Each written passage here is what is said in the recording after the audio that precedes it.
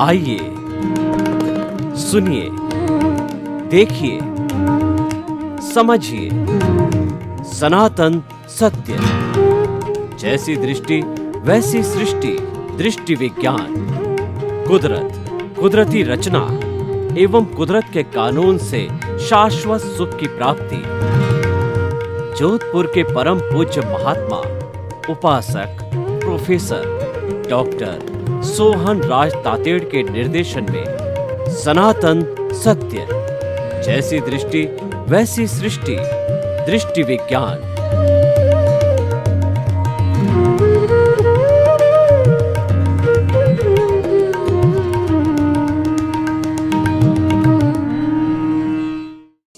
आज का हमारा अति उत्तम विषय संवर निर्जरा दो धर्म। भगवान महावीर ने बताया कि वास्तव में जो धर्म होते हैं वो दो तरह के होते हैं। एक तो संवर होता है और दूसरा निर्जरा होता है। संवर का अर्थ होता है कि जो पापकारी प्रवृत्तियां हमारे भीतर आ रही है उसको आश्रव बोलते हैं। आश्रव एक नाले के रूप में होता है और उस नाले को बंद कर देना संवर कहलाता है। इसको त्याग पचपान भी कहा जाता है और अध्यात्म की भाषा में कहा जाता है कि प्राणी मात्र को किंचित मात्र भी दुख न देना सबसे बड़ा संवर है। और दूसरा धर्म भगवान ने बताया निर्जरा। निर्जरा का अर्थ होता है कि जरण होना। हमारी आत्मा के साथ जो अज्ञान जुड़ा हुआ है, जो कर्म शरीर है, लिंग शरीर है, कॉजल बॉडी है, वो कर्मों का पुलिंदा है। उसमें से कर्म जड़ते हैं, यानी कि हमारे अज्ञानता से जो कर्म अलग होते हैं वो निर्जरा कहलाती है। निर्जरा एक शुद्धिकरण की प्रक्रिया है। जैसे कि कहीं पर मैल जमा हुआ है उसको हम साबुन के द्वारा अलग करते हैं तो अलग होना है, वह निर्जरा कहलाती है। अगर हमारे हाथ पे कोई चीज़ जानवर चिपका हुआ है या कोई चीज़ चिपकी हुई है उसको हम अलग करते हैं तो वो भौतिक निर्जरा कहलाती है। Dissociation of the karma from the soul और फ्रॉम द कार्मिक बॉडी और कॉजल बॉडी इज कॉल्ड निर्जरा। निर्जरा को डिसोशिएशन कहा जाता है और संवर को जो है रिनंशिएशन कहा जाता है कि पापकारी प्रवृत्ति को रोकना और जो है वह त्याग पचकान करना, वह सारा संवर कहलाता है। भाई और बहनों, यहाँ पर मैं जो जैन धर्म के 9 तत्व है उसका संक्षेप में व्याख्या करूँगा और एक रूपक के रूप में व्याख्या करना चाहूँगा जो कि संवर और निर्जरा को जोड़े हुए हैं, जिसके साथ इनका जो है वो व्यवहार है उनकी भी बात करेंगे। वो 9 तत्व जो जैन धर्म ने मान्य किए हैं वो जीव, अजीव, पुण्य, पाप, आश्रव, संवर, निर्जरा, बंध और मोक्ष, 9 तरह के। इसमें से हमको भेद करना है कि कौन से हे है और कौन से उपादेय है। हे का मतलब छोड़ने योग्य और उपादेय का अर्थ होता है ग्रहण करने योग्य। इनमें से कौन कौन से ग्रहण करने चाहिए, कौन कौन से छोड़ने चाहिए वो हम आपको बताते हैं और एक रूपक के रूप में आपको बता दिया जाए तो ये सारी चीज़ें क्लियर हो जाती है। और हे उपादेय के साथ में गे जो है 9 ही तत्व गे है, क्योंकि दुनिया में जो हम बुराई और अच्छाई को जानते हैं तभी हम उसके बीच में भेद कर पाएंगे। अच्छाई बुराई दोनों को जानना वो गे है और उसमें से जो है अच्छाई को ग्रहण करना उपादेय है और बुराई को छोड़ना वो हे कहलाता है। तो भाई और बहनों, मैं आपको बताना चाहता हूँ वो रूपक क्या है। मान लीजिए एक तालाब है जो एकदम कंक्रीट का बना हुआ है, पानी, बरसात का पानी स्टोर करने के लिए टंकी मान लीजिए, तालाब मान लीजिए, साफ करने के लिए एकदम साफ सुथरा है ताकि पीने के योग्य पानी उसमें इकट्ठा हो सके। तो ये जो हमारी जो खाली तालाब या टंकी है वह उसको आत्मा को रूपक के रूप में माना गया है। और इसको आत्मा के बाद में यानी इसको जीव कहा जाता है। और जीव भी दो तरह के होते हैं। जो 7वीं पोजीशन मोक्ष की अवस्था होती है वह भी जो है एकदम साफ सुथरा तालाब हो गया। और जीव का मतलब हो गया जो मुक्ति वाला जीव है वह मोक्षगामी जीव, सिद्ध जीव कहलाता है, मुक्त जीव कहलाता है। और जो पाप पुण्य के द्वारा पानी युक्त पाप पुण्य, वो पानी गंदा और साफ पानी मिक्स है। पानी युक्त पानी को पानी जो गंदा और अच्छे पानी को पाप पुण्य जो युक्त हमारी आत्मा है, जो कि बॉन्डेड जो होती है वो संसारी आत्मा कहलाती है। तो ये तो हो गया जीव। और अजीव जो है ये जो है कंक्रीट वगैरह जिससे ये हमारा तालाब बना है वह अजीव है, अजीव साधन है और जीव साध्य है। और जो हमारा कर्म शरीर, कार्मण शरीर, अज्ञान है वो सारा अजीव रूप में है। वो आत्मा के साथ बंधा रहने से ही यह सांसारिक आत्मा कहलाती है। इसको मैं और मेरा भी कहा जा सकता है। इसको क्रोध, अहंकार, माया, लोभ, कषाय भी कहते हैं। इसको मोह का संसार भी कहा जाता है। तो ये इसके बहुत से नाम हैं जो आत्मा के साथ में अविद्या भी कहते हैं, वो जोड़ा जाता है। लेकिन सबका अर्थ एक ही है। जो जितने भी दुनिया के अंदर कुल धर्म हैं उन सब का जो है मान्यता मोटे रूप में यही है कि आत्मा के साथ में जो ये अशुद्धि है वह अशुद्धि अज्ञान है और वही जो है कर्म बंधन है। और उससे छुटकारा संपूर्ण रूप से पाना संपूर्ण निर्जरा है, वो मोक्ष की अवस्था होती है, वो मुक्त आत्मा कहलाती है। तो जीव अजीव। तीसरा पुण्य और पाप। देखिए हमने एक नाला बनाया इस तालाब में या टंकी में पानी लेने के लिए। तो जब ये पानी उसके भीतर आता है अशुद्धि भी आ सकती है और शुद्ध पानी भी आ सकता है।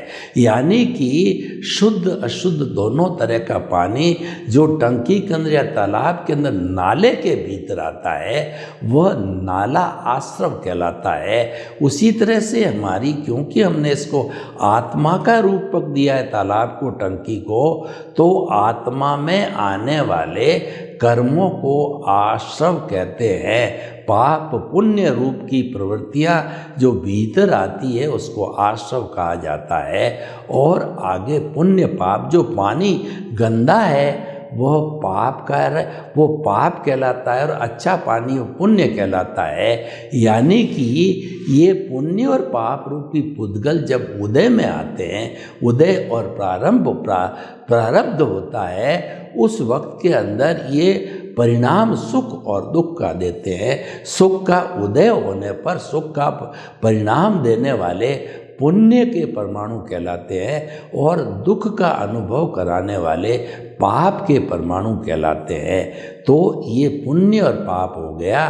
और उसके बाद में आश्रव जो है भीतर आने का नाला है, यह जो है पुण्य पाप रूपी होता है। और उसके बाद में संवर होता है। अगर हम उस नाले को जो हमारे भीतर पाप पुण्य रूपी गंदा और अच्छा पानी भीतर आ रहा है, उस नाले को आने वाले कर्मों को हम रोक देते हैं तो वो संवर कहलाता है। और उसके बाद के अंदर जब ये तालाब भर गया आधा भरा पूरा भरा हम उसको खाली करना चाहते हैं तो इसमें पंप लगा करके पानी को बाहर लिफ्ट करके बाहर डालते हैं, ये निर्जरा कहलाती है।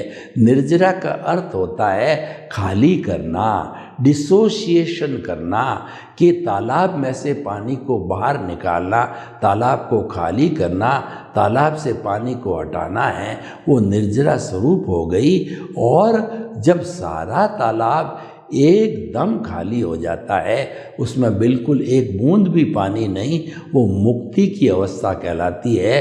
वह शुद्ध तालाब होता है, वह शुद्ध आत्मा का, परमात्मा का रूप कहलाती है। तो भाई और बहनों, ये 9 तत्वों का रूपक है। अब हम जो है संवर निर्जरा की बात करते हैं, और पहले हम इन 9 तत्वों के अंदर ये क्या है, उपादेय क्या है, हम बताना चाहते हैं। जीव यानी आत्मा की जो शुभ प्रवृत्ति है वो उपादेय है, धार्मिक प्रवृत्ति उपादेय है, और अशुभ प्रवृत्ति है वह हेय है, और शुद्ध प्रवृत्ति तो मात्र वो आत्मचिंतन होता है, तो वो तो उपादेय है ही है। इस तरह से भाव 3 तरह के होते हैं, अशुभ भाव, शुभ भाव और शुद्ध भाव। अशुभ भाव होते हैं वो हिंसा करने के, झूठ के, कपट के, चोरी के वगैरह जो है वो अनैतिक भाव होते हैं, वो भाव कहलाते हैं अशुभ भाव। वो तो हम करना ही नहीं चाहिए और हम उसकी तवज्जो भी नहीं देते, शिक्षा भी नहीं देते हैं। दूसरा शुभ भाव होते हैं मन वचन काया की शुभ क्रिया, उसको धार्मिक क्रिया कहा जाता है। उस धार्मिक क्रिया के कारण जो है एक तो पुण्य का बंध होता है, और वो धार्मिक क्रिया की जाती है वो निर्जरा के लिए की जाती है, यानी कि पुण्य का भी बंध होता है और वह निर्जरा भी होती है। तो निर्जरा है वह तो उपादेय है, और पुण्य है वह हेय है। पुण्य पाप दोनों हेय है क्योंकि दोनों बेड़ियां हैं, और निर्जरा जो है हमेशा उपादेय है, संवर उपादेय है। बंध जो है वह आत्मा और कर्मों को जोड़ने वाला फेविकॉल है। वह जो है एक तरह का अज्ञान है जो कि आत्मा के साथ जुड़ता है, तो उस कारण जो है वह ये दोनों हेय कहलाते हैं। तो भाई और बहनों, अब जो है हमारा आज का विषय जो है संवर और निर्जरा की बात कही गई है। तो संवर और निर्जरा भगवान ने 2 धर्म बताए हैं, और निर्जरा का तो अर्थ ये है कि कर्मों का आत्मा से अलग होना। निर्जरा 2 तरह की होती है, सकाम निर्जरा और अकाम निर्जरा। अकाम निर्जरा का अर्थ होता है कि व्यक्ति बिना किसी लक्ष्य के, बिना किसी भी गोल के, बिना किसी भी टारगेट के, वो जो है अनायास रूप से जितना सहन करता है, सर्दी को, गर्मी को, बरसात को, और क्या है कि लू को करता है, और जो है ठंडी हवाओं को करता है, और वह जो है जीव सहन करता है किसी के तिरस्कार को, किसी के सम्मान को। और साधु के तो 22 परिचय होते हैं, दंस मशक वगैरह इत्यादि इत्यादि।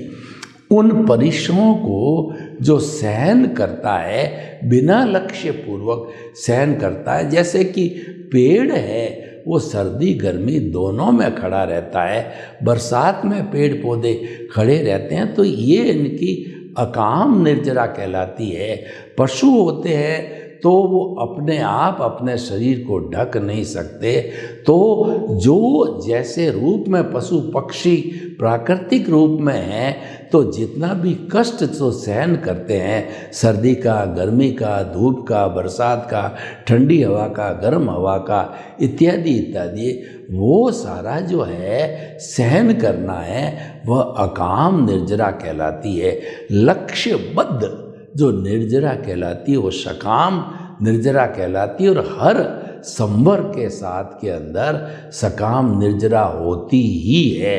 उसको अलग करने की निर्जरा जो है अकाम रूप में अलग भी होती है, लेकिन सकाम निर्जरा तो लक्ष्यबद्ध यानी संवर यानी पापकारी प्रवृत्ति को रोकना, वो संवर और संवर धर्म है। जहाँ धर्म है वहाँ तो निर्जरा अवश्य होगी ही, और सहनशीलता से जो है निर्जरा अकेली भी हो जाती है।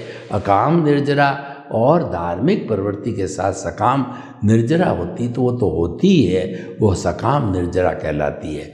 तो भाई और बहनों, जो है संवर और निर्जरा, इन दो धर्मों की हम बात करें तो देखिए, इन दो धर्मों की बात करने के लिए मैं जो है धर्म को 3 भागों में बांटता हूँ। एक तो जो मानव से मानव के बीच का जो सहयोग है, ये मानव धर्म कहलाता है, जो परस्परो गुरो जीवा नाम पर आधारित होता है। यानी कि एक जो है वो कोई भी जीव दूसरे जीव की मदद करता है, एक मनुष्य दूसरे मनुष्य की मदद करता है, वो सारा जो है मानव धर्म है। और मानव धर्म के आधार पर ही जो है हमारा ये समाज बनता है। समाज गिव एंड टेक पर आधारित होता है। व्यक्तियों के समूह को परिवार कहते हैं, और परिवारों के समूह को समाज कहा जाता है, और समाजों के समूह को राज्य या राष्ट्र कहा जाता है, और राष्ट्र के समूह को विश्व कहा जाता है। तो न्यूनतम घटक इकाई है वो मनुष्य है, और जब वो मिलकर के साथ जीते हैं तब वो समाज कहलाता है। तो हम आपको ये बताना चाहते हैं कि इस समाज से जुड़ा हुआ जो धर्म है वह मानव धर्म गिव एंड टेक का है। तो इसमें भी पुण्य और पाप की मान्यता होती है। आपने अगर अच्छा काम किया, किसी व्यक्ति को सहयोग दिया, तो वह पुण्य हो गया, और किसी व्यक्ति को दुख दिया, कष्ट दिया, तो वो पाप हो गया। तो पुण्य और पाप जो है ये मानव धर्म की बात हो गई। अब और उसी से भी जहाँ पाप और पुण्य होता है वहाँ संवर निर्जरा होती है। जब ये पाप और पुण्य अलग होते हैं तब जो है वो निर्जरा कहलाती है। और जो है वो जो है धार्मिक क्रिया के साथ के अंदर ये पुण्य का बंध होता है, और हिंसा आदि अधार्मिक क्रिया के साथ में जो है वह पाप का बंध होता है। तो ये तो हो गया मानव धर्म। दूसरा कुल धर्म होता है। कुल धर्म का अर्थ ये होता है, कोई व्यक्ति जो है जन्म लेता है तो जन्म लेते ही उसको अपने परिवार का धर्म मिलता है, वो कुल धर्म कहलाता है। जैसे कि मैं जैनी हूँ तो जैन धर्म का जो है मैं जो पालन करता हूँ, जैन धर्म मेरा कुल धर्म है। और किसी का जो है वो क्रिश्चियनिटी पालन करता है तो क्रिश्चियन उसका कुल धर्म है। कोई मुस्लिम है तो जो है वो जो मुस्लिम धर्म है वह उसका धर्म है। इस तरीके से कुल धर्म जो है जो जिस परिवार में जन्म लेता है, लगभग 360-65 तरह के छोटे बड़े कुल धर्म आज संसार के अंदर चलते हैं। तो ये कुल धर्म की बात हो गई। और तीसरा जो होता है वो आत्मधर्म होता है। आत्मधर्म सीधा मुक्ति से जुड़ा हुआ है। और कुल धर्म जो होता है वह पुण्य पाप से जुड़ा हुआ होता है। पुण्य जो कुल धर्म भी अच्छा है, कुल धर्म हमको अच्छी गति देता है, मनुष्य गति या देव गति के अंदर ले जाता है। और जो है वो हमारा आत्म धर्म का संबंध सीधा हमारी आत्मा से होता है, आत्मा की शुद्धि से होता है, मुक्ति से होता है। क्योंकि आत्म धर्म में मात्र आत्मा की बात की जाती है, उसके अतिरिक्त कोई बात नहीं होती है। वो आत्म धर्म के केंद्र के अंदर आत्मा होती है। और उस आत्मा के केंद्र का अर्थ हो गया कि ये हमारा पिनियल ग्रंथि का केंद्र है, ये हमारा दर्शन केंद्र है, ये हमारा आज्ञा चक्र है। यहाँ पर अगर हम शुद्ध भावों के साथ में आत्मा जो अमूर्त है उसको केंद्र में विराजित कर देते हैं तो ये जीवित भगवान कहलाता है। जैसे कि हम किसी भी शिल्पकार के द्वारा किसी मूर्ति को तराश करके जिन बिंब या भगवान बनाया जाता है, फिर साधु साध्वी श्रावक श्राविका सभी मिलकर के और ये प्राण प्रतिष्ठा करके उस भगवान की मूर्ति की प्राण प्रतिष्ठा करते हैं, कार्यक्रम रखते हैं। उसके बाद में ये जिन बिंब मूर्ति का भगवान, 24 तीर्थंकरों का भगवान, राम भगवान, कृष्ण भगवान इत्यादि का वो बिंब बनता है और जो है वह मूर्ति का भगवान कहलाता है। मूर्ति का भगवान से पुण्य पाप से जुड़ा हुआ होता है और जिंदे भगवान का संबंध होता है वो आत्मधर्म से होता है। और आत्मधर्म के अंदर मात्र जो है हम जो तरने का चिंतन करते हैं उसके अलावा कोई चिंतन नहीं होता है। और आत्मधर्म के अंदर हमारा सम्यक ज्ञान, सम्यक दर्शन काम करता है। और केंद्र में जो हमारा प्रभु है उस प्रभु के गुण होते हैं, ज्ञान दर्शन, वो सम्यक ज्ञान सम्यक दर्शन होता है और वो केंद्र में साथ ही रहते हैं। और आत्मधर्म के अंदर हमारे को जो ज्ञान मिलता है, आत्मा का ज्ञान मिलता है, तो उसके ज्ञान के मिलने से जो है हम अकर्ता बनते हैं, निमित्त बनते हैं। और आत्मा के केंद्र में जो हमारी आत्मा है, सनातन सत्य के आधार पर जो हमारी परिधि है वो जड़ है, उसके अंदर जो है हमारा धन है, दौलत है, परिवार है, रिश्ते हैं, नाते हैं, पद है, प्रतिष्ठा है, वो सारा अज्ञान रूप में, जड़ रूप में, परिधि में होता है। और उसका जो केंद्र होता है, एक केंद्र से जो है एक परिधि खींची जाती है तो वो केंद्र के अंदर आत्मा होती है। तो हम आत्मा की बात आत्मधर्म में ही बात करते हैं और आत्मधर्म के उसूल अलग अलग होते हैं।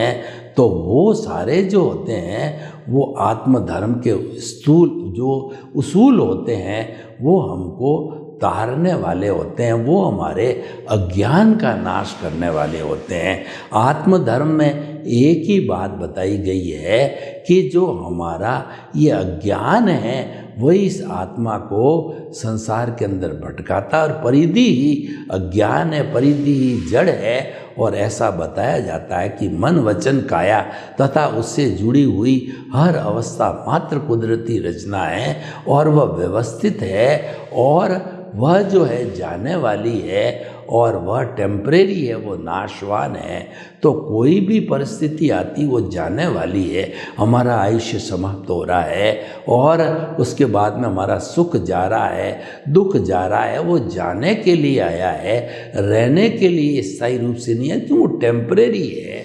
और अवस्था होती है हमेशा विनाशी होती है, केवल एक आत्मा ही है जो विनाशी है, बाकी शेष जितना भी जड़ पदार्थ का जगत है वो सब विनाशी होता है।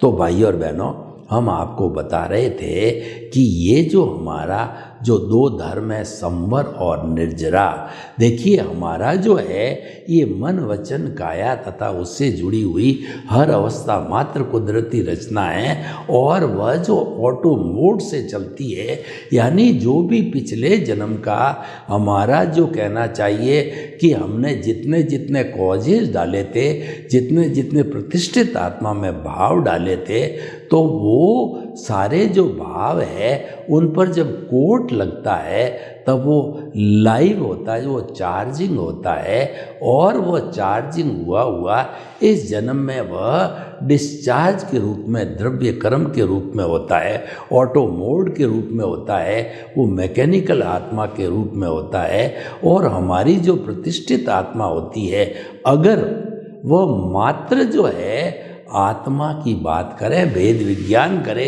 ज्ञाता दृष्टा करे, जुदापन की जागृति करे और ये चिंतन करे कि मन वचन काया से मुक्त, ऐसा मैं शुद्ध आत्मा हूँ। दूसरा, मैं शुद्ध आत्मा हूँ। मन वचन काया कुदरती रचना है, मन वचन काया कुदरती रचना से मुक्त, ऐसा मैं शुद्ध आत्मा हूँ। इन चार चिंतन को रखता है तो सनातन सत्य, वो स्थायी सत्य होता है और वह व्यक्ति जो है वो संवर की की आराधना करता है। यानी हम जितनी जितनी कुदरती रचना को देखते हैं वह हमारा संवर है, और वह संवर जो है वो होते होते जो है हमारा जो है वो संवर, हर संवर के साथ में निर्जरा होती ही है, तो अज्ञान का नाश होता रहना है, ये निर्जरा कहलाती है।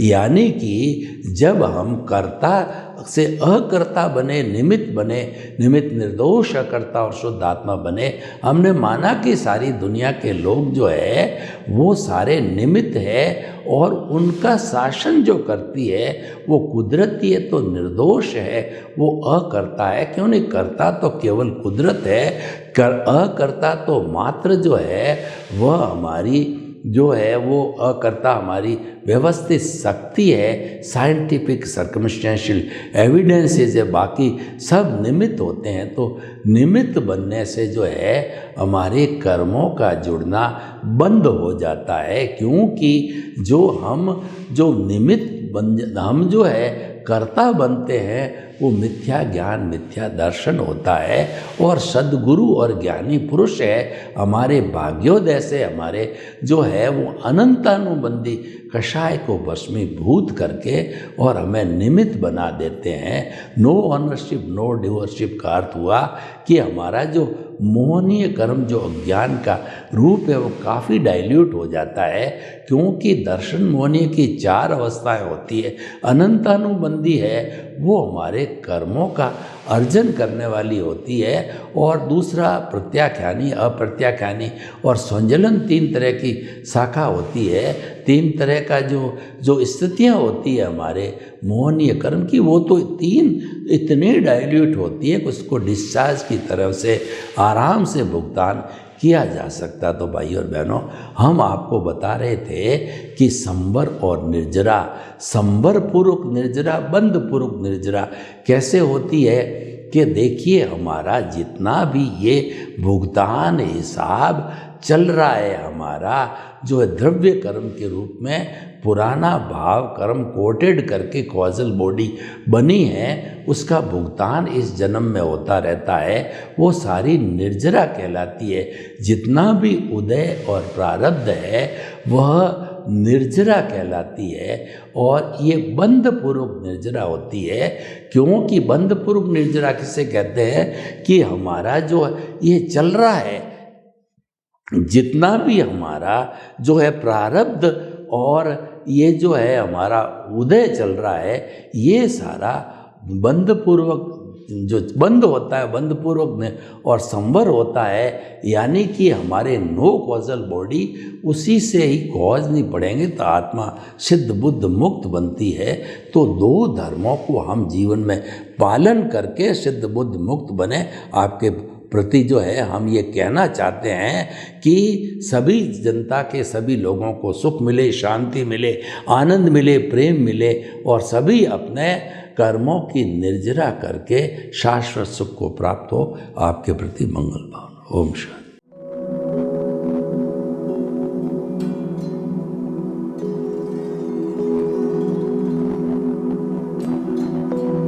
एक ऐसा अंतर्राष्ट्रीय ख्याति प्राप्त मानव जो गुरु प्रेरणा से पिछले 20 वर्षों से वानप्रस्थ जीवन जीते हुए 24 घंटे मानवता की सेवा में संलग्न है।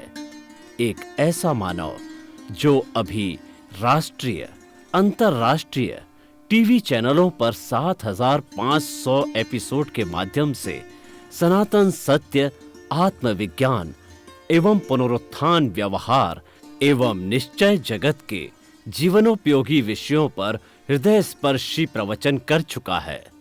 उस मानव का नाम है महात्मा उपासक प्रोफेसर डॉक्टर सोहन राज तातेड़। प्रोफेसर तातेड़ द्वारा योग, दर्शन, शिक्षा विषयों पर रचित पीएचडी स्तर के 250 शोध ग्रंथ भारत के 100 प्रतिष्ठित विश्वविद्यालयों में शोधार्थी पढ़ रहे हैं, तथा वे सभी शोध ग्रंथ वहां की सेंट्रल लाइब्रेरियों में उपलब्ध हैं। महात्मा सोहन राज ने अभी तक हजारों स्कूलों, कॉलेजों, विश्वविद्यालयों एवं संस्थाओं में सेमिनार, वर्कशॉप कैंप लगाकर लाखों विद्यार्थियों को योग, दर्शन, शिक्षा का प्रशिक्षण देकर उन्हें सुसंस्कारित किया। डॉक्टर तातेड़ ने भारतीय संस्कृति उत्थान के 4000 से अधिक समसामयिक विषयों पर आर्टिकल लिखकर ऑनलाइन जर्नल, पत्रिकाओं, वेबसाइट्स पर प्रकाशित किया, जिसका उपयोग लाखों पाठक कर रहे हैं। उपासक तातेड़ के 5000 से अधिक आज का सुविचार, आज का शुभ संदेश, आज का मंगल भावना योग आदि चिंतन websites, Twitter, blogger, Facebook, YouTube माध्यमों से लाखों लोग अपना जीवन निर्माण कर रहे हैं। मानवता के मसीहा ऐसे महामानव महात्मा सोहन राज तातेड़ के प्रोफाइल को अभी तक विश्व के 20 लाख दर्शक यूट्यूब पर, 12 लाख गूगल पर एवं लाखों दर्शक फेसबुक, ब्लॉगर, ट्विटर और इंस्टाग्राम पर देख चुके हैं।